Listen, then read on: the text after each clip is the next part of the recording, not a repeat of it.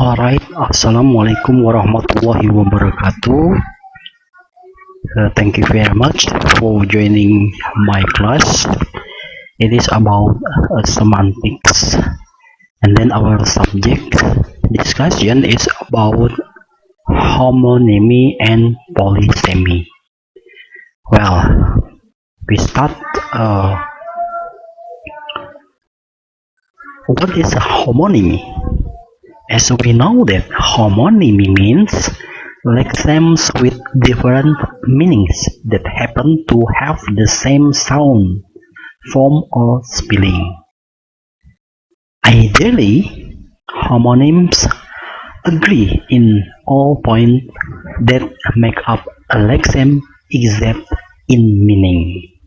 Well, from the explanation above, you can conclude that homonim yaitu yang berarti lexem dengan makna yang berbeda. Apa itu lexem? The minimal unit that has a meaning. Di sini minimal unit bisa dalam bentuk words, kata. Di sini dijelaskan bahwa katanya lexem yang memiliki makna yang berbeda that happen to have the same sound. Makna yang berbeda kebetulan pelafalannya itu diucapkan sama persis, namun di sini memiliki arti atau makna yang berbeda sama sekali.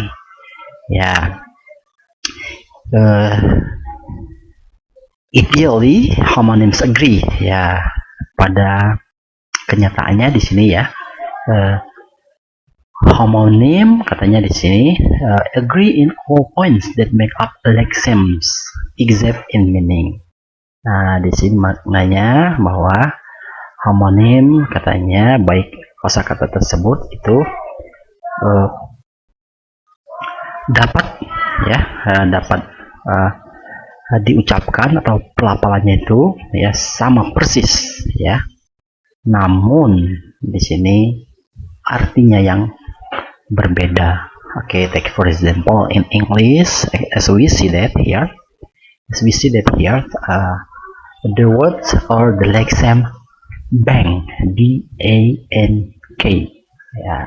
Sebagai contoh di sini, there are two meaning with different sentences but with the same lexeme.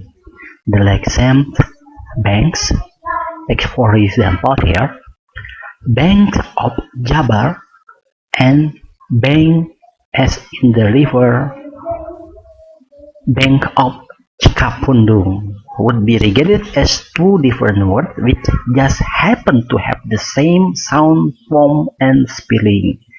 Ini kebetulan tadi dijelaskan bahwa homonim yaitu pengucapan pelafalannya sama, kosakatanya sama, namun artinya berbeda tergantung pada kalimat kalimat yang ditulis atau diucapkan di sini.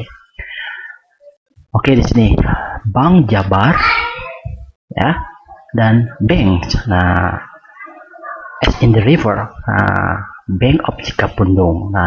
Banks di sini adalah the small stream, sungai aliran atau aliran sungai yang kecil, yaitu disebut banks, seperti di Cikapundung di sini, sungai di Jawa Barat, di kota Bandung, sungai Cikapundung. Itu yang disebut dengan homonyms. We make a conclusion step. Finally, homonyms can be related either to the sound forms of the lexemes or their spellings. Homonym with respect to the written form is homography. Di sini dijelaskan simpulannya bahwa homonym itu dapat kita kaitkan dengan katanya bentuk pelafalan kata itu sama persis itu yang disebut dengan homonym, atau kadang-kala di sini juga disebut dengan ada yang mengatakan homophone, bunyi suara yang diucapkan sama.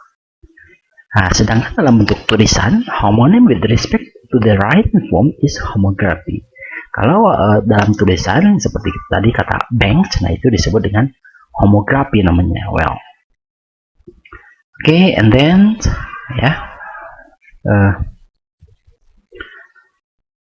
if two lexems, nah jika dua lexem with unrelated meaning yang memiliki makna yang tidak sama, namun katanya dilafalkan atau diucapkan itu sama persis. Nah, they constitute the case of homophone. Nah, bisa juga dikatakan kalau misalnya suaranya itu sama seperti bank. Nah, itu bisa dikatakan sebagai homophone. Nah, ada juga kata lain, misalnya ada deposit, ya deposit. Nah, one meaning I have my deposit in my saving account of Bank Jabar, of Jabar Bank, ya. Nah, di situ arti makna deposit itu adalah deposito, ya. Berbeda lagi dengan misalnya in Lembang area there are many deposits that to become the main resources of natural wealthy of Jawa Barat area. Nah, deposit di situ bisa berarti bahan tambang atau bahan mineral. Itu ada dua kata yang diucapkan sama namun maknanya berbeda. Oke, itulah yang disebut dengan homonym atau homophones. Well, we continue to the next discussion. It's about polysemy. Yeah, it is contrary with a homophone. Polysemy, ya, itu namanya poly, ya. Itu banyak, berarti banyak makna yang tersirat dari one words atau one lexem di sini. Polysemy is a matter of one lexem having several interrelated meaning. Ya, polysemy itu adalah suatu kata, ya, suatu lexem yang memiliki beberapa makna, ya, beberapa makna yang berbeda. Oke, take for example, ya, di sini let us consider the noun. Ya, ini ada kata benda light. It means a certain sort of visible radiation. Nah, light itu cahaya. Maksudnya, ya, maksudnya radiasi yang bisa dilihat.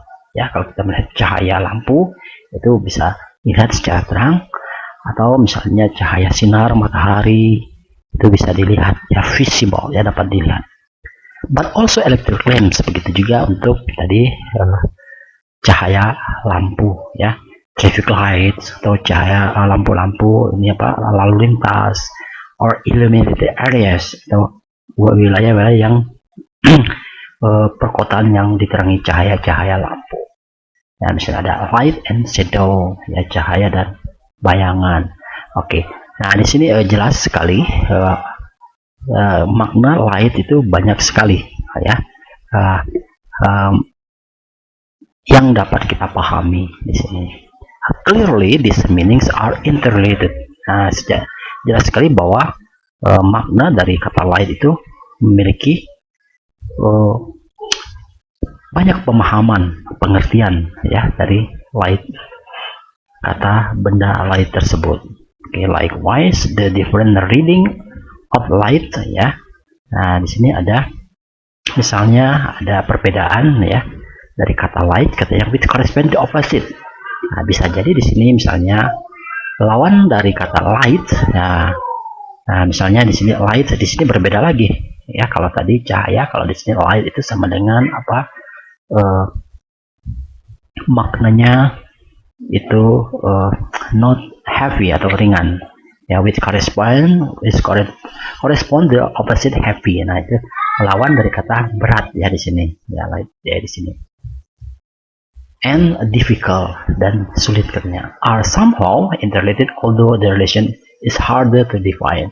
Nah, oleh sebab itu ya kata lain itu banyak sekali ya makna yang bisa dipahami ya. Oke. Kita lihat di sini ya, not that heavy itself and with its opposite light. Tapi tidak semuanya katanya di sini kata benda kata sifat yang berat ya, heavy di sini itu semuanya itu berlawanan dengan light ya, ringan di sini ya, is again polysemous ya. A heavy stone, a heavy rain, a heavy meal ya, contohnya ya. Jadi itu tidak bermaknanya tidak berlawanan di sini, berbeda di sini ya. Oke, itu contoh polisemi. Jadi satu kata itu banyak makna ya.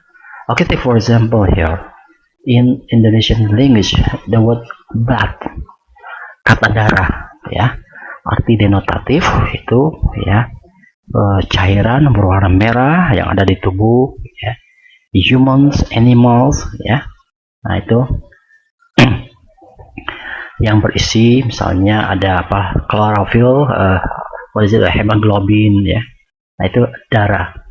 Kemudian ada lagi misalnya dalam kalimat darah yang berarti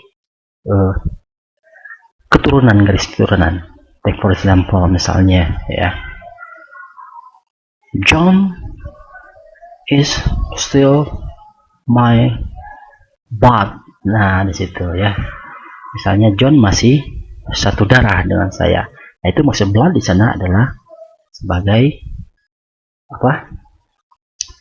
masih ada tali persaudaraan atau perikatan. Ada lagi kata darah misalnya di sini ya. Take for example misalnya ya. His parent to support his financial school until he works bloody. Nah, misalnya orang tuanya untuk ya mencari biaya sekolah anaknya, bekerja ya, bukan lagi keringat biasa tapi berkeringat darah. Nah itu artinya berbeda sekali ya. Jadi polisemi, kata darah itu banyak sekali itu maknanya. Nah itu ya tergantung dari konteks atau kalimat yang diucapkan. Oke, yaitu that example in Indonesian. Itu masih banyak sekali contoh-contoh yang lainnya. Okay, before we stop, I think that we make a conclusion that what is different homonymy and polysemy. Homonymy is one lexeme that pronounced with the same pronunciations, yeah, but has different meaning. Polysemy, yeah, one lexeme can be many meanings. Nah, di sini dapat dipahami bahwa homonim itu pelafalan dari suatu kata itu sama persis, tetapi maknanya berbeda. Ya, tergantung pada kalimatnya. Di sini yang sama itu persis itu adalah cara pengucapannya. Kalau di sini polysemy, nah ini lebih kepada nanti di sini ya itu dalam bentuk words atau lexemnya. Nah itu dilihat dari many meanings ya, makna yang banyak ya tersirat di sini. Okay, I think that's the difference of homonym and polysemy. I wish that you can understand the simply explanation from the homonym and polysemy. Thank you for watching. Assalamualaikum warahmatullahi wabarakatuh.